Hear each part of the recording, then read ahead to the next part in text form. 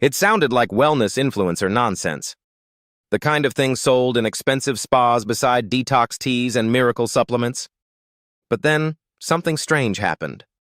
The science kept growing. NASA studied it. The Department of Defense funded research into it for traumatic brain injuries.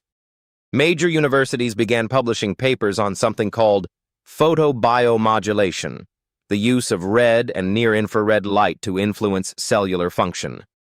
And suddenly the same technology once mocked as pseudoscience was being studied for wound healing, inflammation, depression, muscle recovery, skin aging, hair growth, cognitive decline, and mitochondrial dysfunction. Now here's the important part. Some of the claims online are absolutely exaggerated. Red light therapy is not magic. It is not a cure-all. And most consumer devices are marketed with claims far beyond what current evidence supports. But beneath the hype, there is real biology. Because certain wavelengths of light appear capable of interacting directly with mitochondria, the tiny energy-producing structures inside your cells. Your cells literally absorb the light, and that interaction triggers measurable biological effects. The question is no longer, is red light therapy fake? The real question is, what exactly does it do, and how much of the hype is actually supported by science? Tonight, we break down the complete story. The mechanism, the evidence, the myths, the risks, the applications, and whether this rapidly growing health technology deserves its exploding popularity. To understand red light therapy, you first need to understand mitochondria. Every cell in your body requires energy to function. Muscle cells, skin cells, brain cells, immune cells. And the structures responsible for producing that energy are called mitochondria. They generate ATP, adenosine triphosphate, the molecule your body uses as cellular fuel. Without ATP, repair slows. Recovery slows. Cellular performance declines. Now here is where things become fascinating. Inside mitochondria exists an enzyme called cytochrome C oxidase. This enzyme plays a critical role in cellular respiration, the process cells use to produce energy. And scientists discovered something unusual. Cytochrome C oxidase absorbs specific wavelengths of red and near-infrared light, particularly wavelengths between roughly 630 to 670 nanometers and 800 to 850 nanometers. When these wavelengths penetrate tissue and reach mitochondria, cellular energy production appears to increase. One proposed mechanism involves nitric oxide. Under stress, nitric oxide can bind to cytochrome C oxidase and interfere with ATP production. Red and near-infrared light may help release that nitric oxide from the enzyme. The mitochondria begin functioning more efficiently again. ATP production rises. Blood flow improves. Cell signaling changes.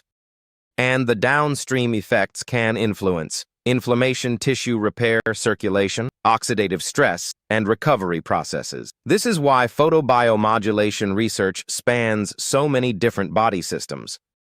Because mitochondria exist everywhere.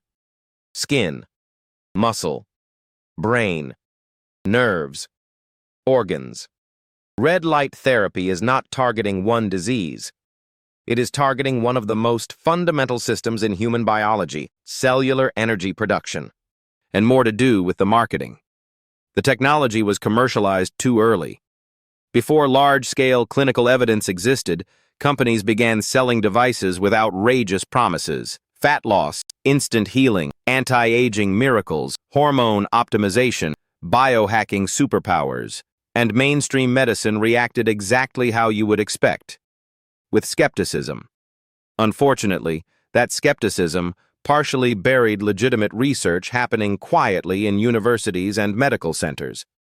Because while wellness marketers were making ridiculous claims online, researchers were publishing legitimate data on wound healing, diabetic ulcers, inflammation, acne, arthritis, muscle recovery, neurodegeneration, and traumatic brain injury. This created a strange split. Public perception said, scam. Scientific literature said, wait, there might actually be something here. And over time, evidence accumulated. Not enough to justify every claim, but enough that photobiomodulation is now taken seriously in multiple areas of medical research. This is important, because modern health culture has a dangerous habit. If something is overhyped, people assume it must therefore be fake. But exaggeration and falsehood are not the same thing.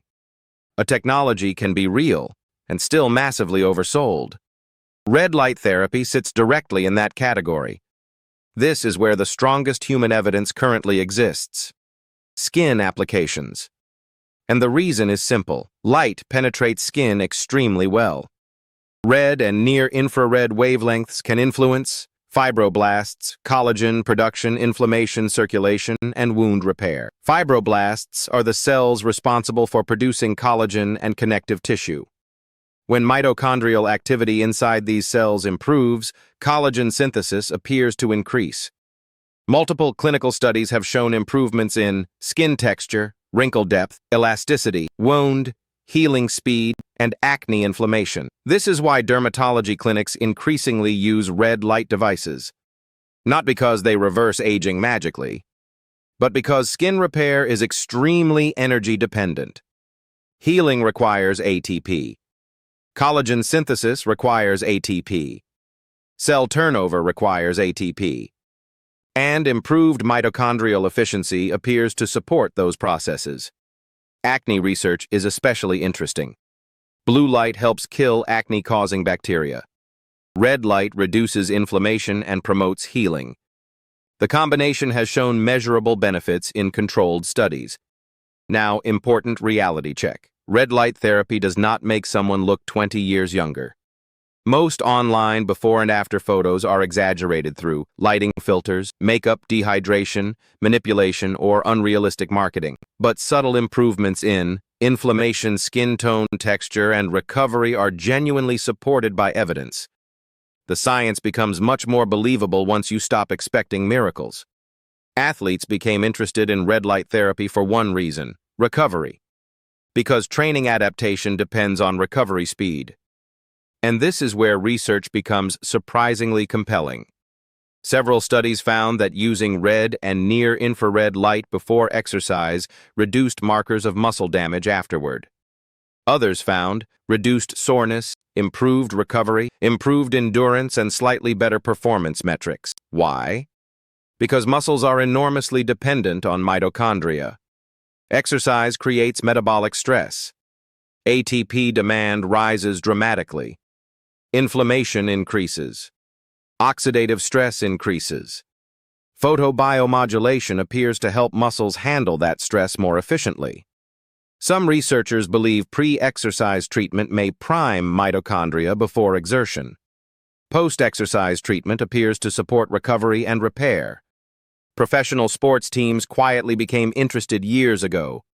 Now, red light panels are increasingly found in elite training centers, recovery clinics, physiotherapy offices, and biohacking studios. Again, this does not replace sleep, nutrition, or intelligent training. But as a recovery tool, the evidence is becoming difficult to ignore. Near-infrared light can penetrate several centimeters into tissue, including through parts of the skull. Researchers began asking, what happens if you apply near-infrared light to the brain? The answer is still developing. But the possibilities are enormous. Early studies suggest transcranial photobiomodulation may influence cerebral blood flow, neuroinflammation, mitochondrial function in neurons, and BDNF production. BDNF, brain-derived neurotrophic factor, is associated with neuroplasticity, learning memory, and neuronal survival. Research has explored applications for traumatic brain injury, depression, cognitive decline, Alzheimer's disease, and brain fog. The Department of Defense funded interest in traumatic brain injury because of military blast injuries. Some pilot studies found improvements in mood, cognition, sleep, and executive function. But this field is still early. Very promising. Very interesting. Not yet definitive. This distinction matters. Because online health culture loves turning early-stage science into certainty. Real science moves slower than internet marketing. Still, the fact that light may influence brain metabolism at all is extraordinary. Hair growth is one of the few consumer applications that actually has FDA-cleared devices. And yes, there is legitimate evidence for androgenetic alopecia. The effect is modest but real. Photobiomodulation appears to stimulate hair follicle cells and prolong the growth phase of hair cycles. Studies show increased hair density over consistent use periods. But consistency matters enormously. People expect dramatic transformation after 2 weeks. Research protocols typically last 16 to 26 weeks. Now let's address the internet hype. Because this is where reality begins, separating from fantasy. Online influencers claim red light therapy can massively boost testosterone, melt fat, cure autoimmune disease, reverse aging completely, and optimize every aspect of human biology. Current evidence does not support most of these claims strongly. Some findings are intriguing. Some are preliminary. Some are exaggerated beyond recognition. The problem with wellness culture is not that everything is fake. The problem is that moderate truths get transformed into miracle narratives. Red light therapy probably helps certain biological processes. That alone is interesting enough. It does not need magical claims added to it. This is the part most consumers never hear. Many devices are underpowered. The effectiveness of photobiomodulation depends heavily on wavelength irradiance treatment time and distance from the skin, and many cheap products barely deliver meaningful doses. A glowing red lamp is not automatically therapeutic. Some devices use incorrect wavelengths. Some are too weak. Some exaggerate output measurements. Distance matters too. Move too far away from the panel and irradiance drops dramatically. This is why scientific studies use highly controlled parameters, not random glowing LEDs from online marketplaces. The most evidence-supported wavelengths are generally 630, 670 mHz for red light, 80, 850 nm for near-infrared, and near-infrared matters for deeper tissues like muscle joints and brain applications. Skin-only red light devices are insufficient for many deeper applications. Consumers often buy ineffective products, then conclude the entire field is fake, which creates another layer of confusion around the science. But safe does not mean careless. The eyes are the biggest concern. Near-infrared light can potentially damage retinal tissue because the eye absorbs it efficiently without triggering discomfort. Always use proper eye protection, especially with high-powered devices. There are also theoretical concerns around active cancers, photosensitive conditions, certain medications, and pregnancy. Evidence of harm remains limited. But caution matters. More is not always better either. Biology often follows a biphasic dose response. Too little stimulation does nothing. Too much may reduce benefit. This is one reason serious photobiomodulation researchers emphasize dosing so heavily. And this is why honest discussion matters. Real science includes limitations. Anything marketed as perfectly safe, unlimited use, no downsides, should immediately trigger skepticism. So, is red light therapy fake? No. Is it magic? Also no. Here is the honest conclusion. The mitochondrial mechanism is biologically plausible. The cellular effects are measurable. And several applications now have genuinely meaningful evidence behind them. Especially skin health, wound healing, muscle recovery, inflammation reduction, and certain hair growth applications. Brain research is promising but still developing. Many consumer claims remain exaggerated, and device quality varies enormously. But beneath the hype, there is absolutely real science. What makes photobiomodulation fascinating is that it represents something larger happening in medicine. We are beginning to understand that cells respond not only to chemicals, but also to energy, light, electricity, electromagnetic signaling. Human biology is more dynamic and interconnected than medicine once believed, and red light therapy may be one small piece of that future. Not miracle technology, not pseudoscience, something much more interesting. A real biological phenomenon, still being understood.